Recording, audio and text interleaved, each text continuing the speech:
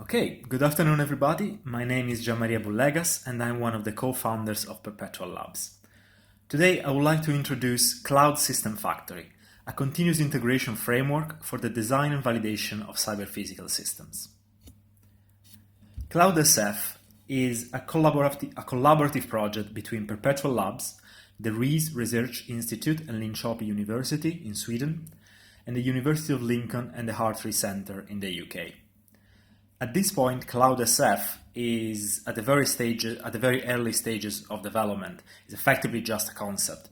But I would like to present it today to gather the feedback of the community and start to improve our idea from the very early stages.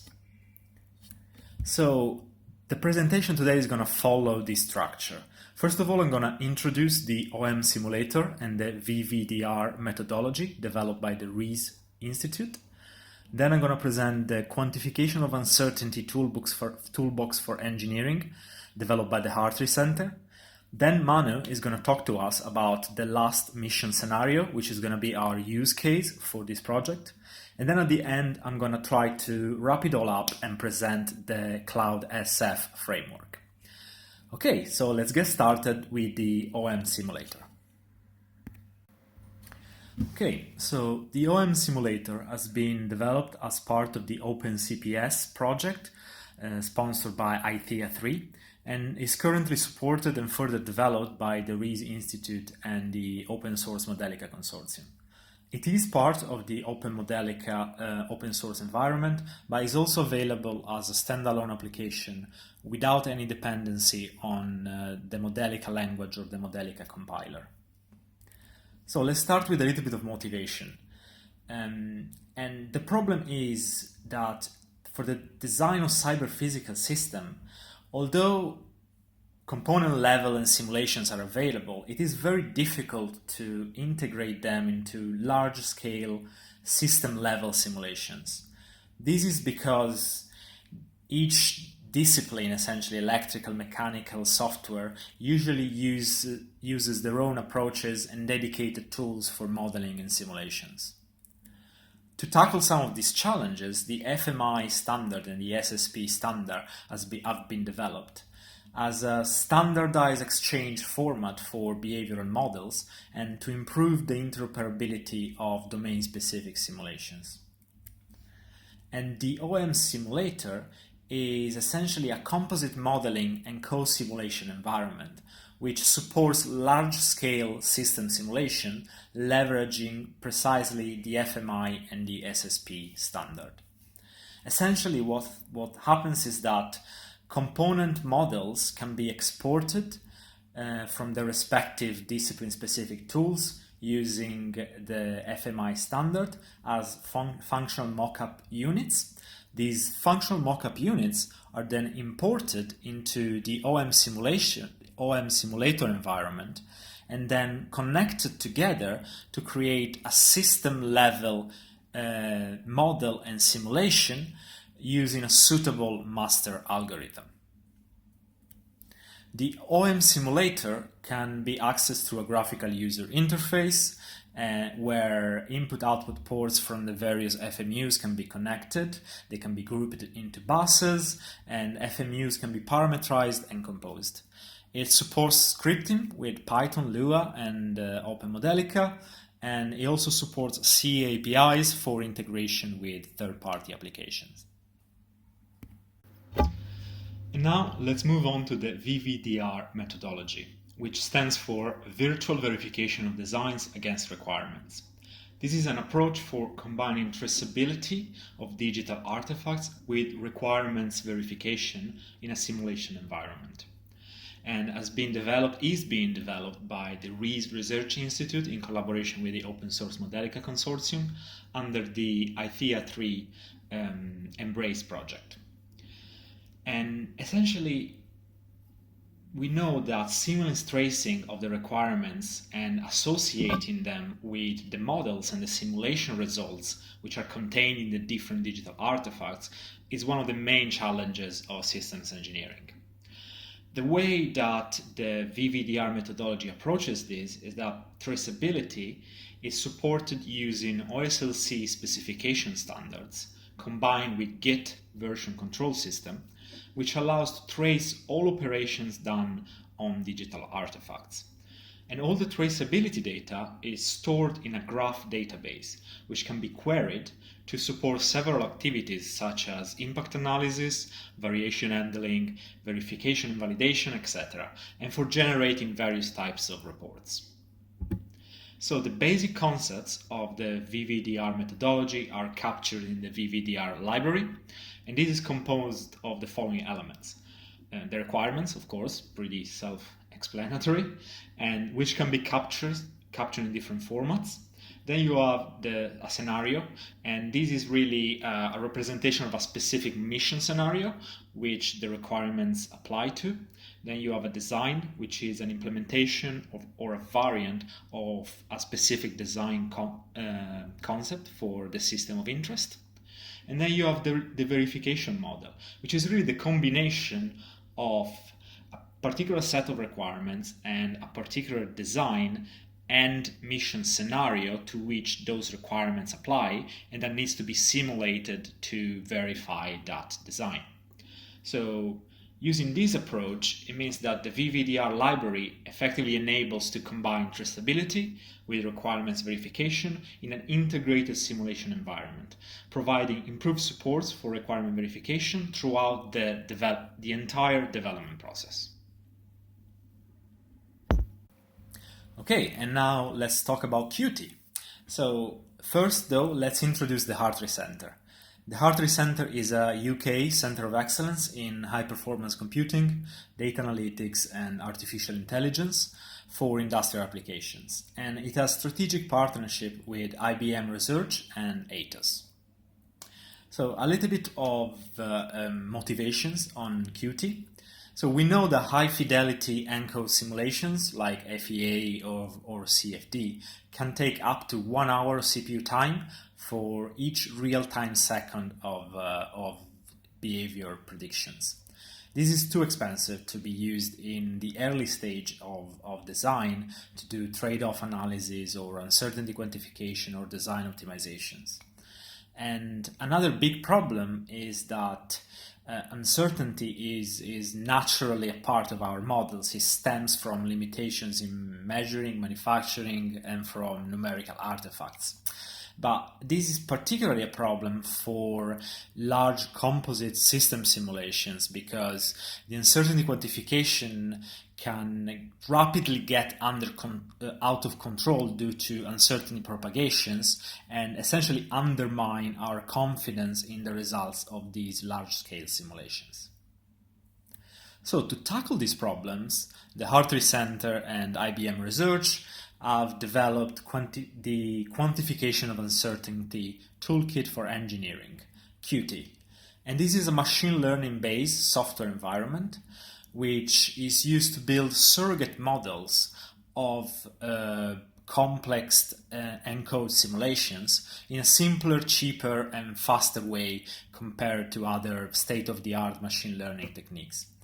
It is capable of reproducing results of more accurate and computationally demanding simulations to within a predefined level of tolerance. And it has been built from the ground up to be deployed on the cloud and to be with a software as a service philosophy behind it. So now I'm gonna pass it to Mr. Manu Nair, which is gonna introduce us to the last mission. Hello everyone, my name is Manu Nair and I am currently pursuing my PhD in space robotics from the University of Lincoln under the supervision of Professor Mini C. Sarge. We are affiliated to the Lincoln Center for Autonomous Systems, which is a world-leading center in various applications in robotics. The main focus of my research lies in robotic in-orbit assembly. As we all know, the Hubble Space Telescope with its 2.4-meter primary mirror is considered to be one of the most successful space missions since its launch in 1990. Its successor, the James Webb Space Telescope, with a 6.5-meter primary mirror, is set to be launched in October 2021 to visualize distant and fainter objects in space. However, with the key requirements of higher spatial resolution, signal-to-noise ratio, etc., large aperture space telescopes are required. Monolithic manufacturing of large aperture space telescopes is extremely difficult. Even if they were made possible, stowing them into the current and planned launch vehicles is near to impossible. Hence, a segmented design approach is to be implemented with the help of robotic modular assembly of the mirror modules. A 25-meter aperture space telescope is considered in the research.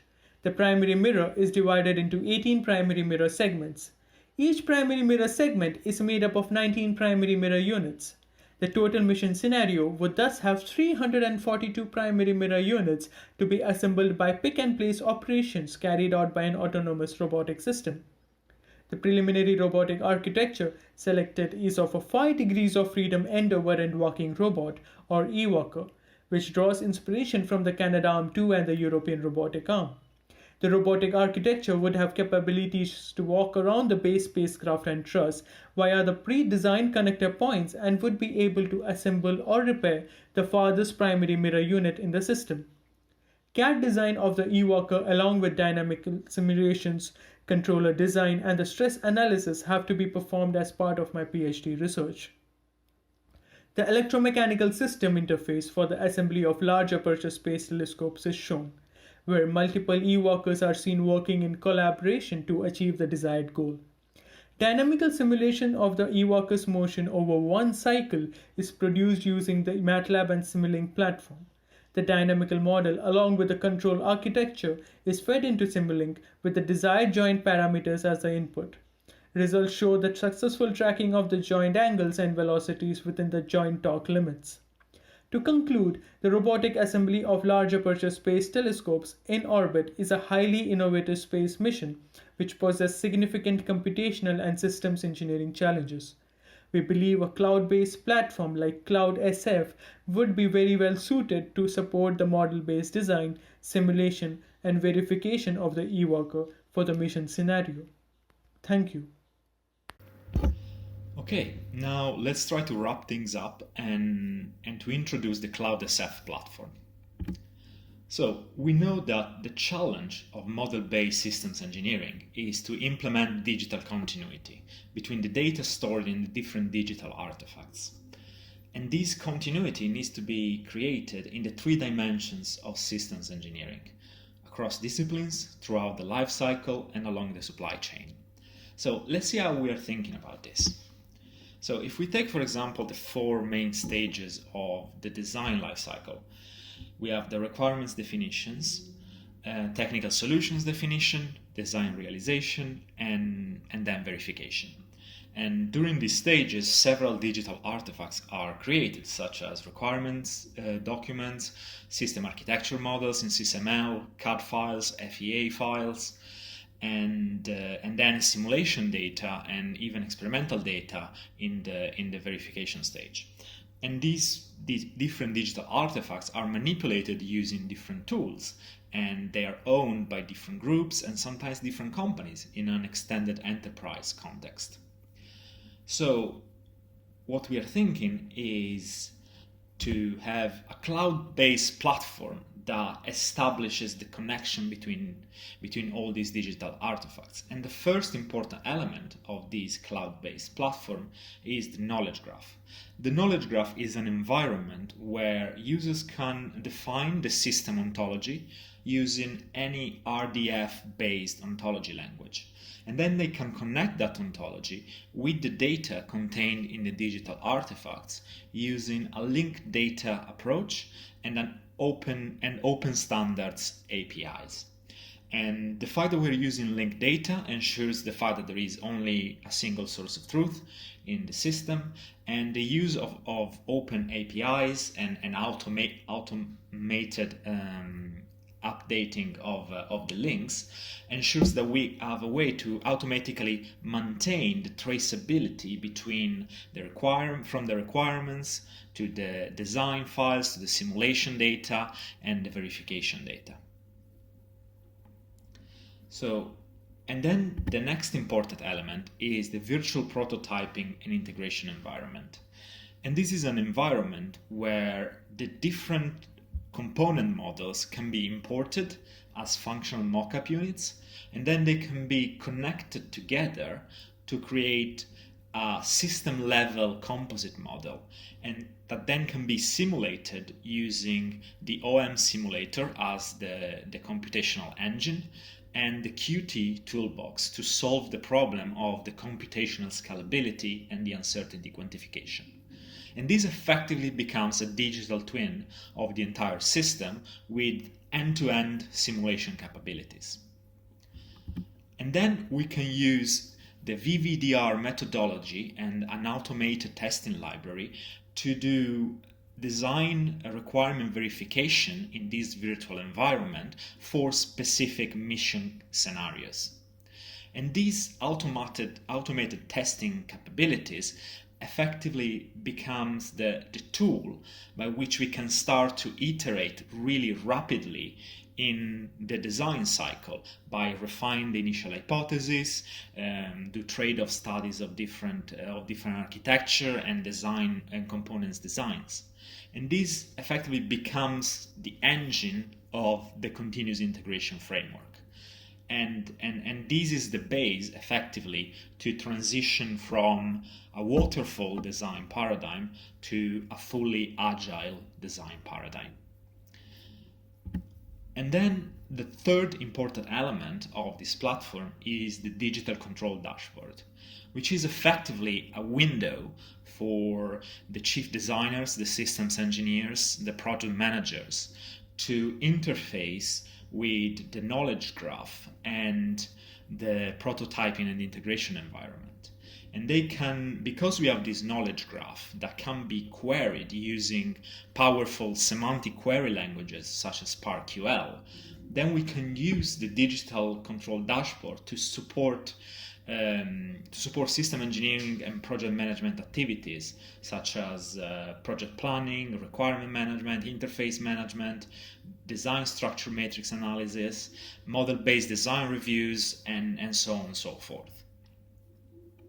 So we're thinking about the CloudSF platform really as a nexus between the product design and development and manufacturing and essentially where the digital artifacts and the data is generated, and the other business functions, the project management, system engineering, business strategy, which need to analyze and make decisions based on the system data and using customizable viewpoints on the system.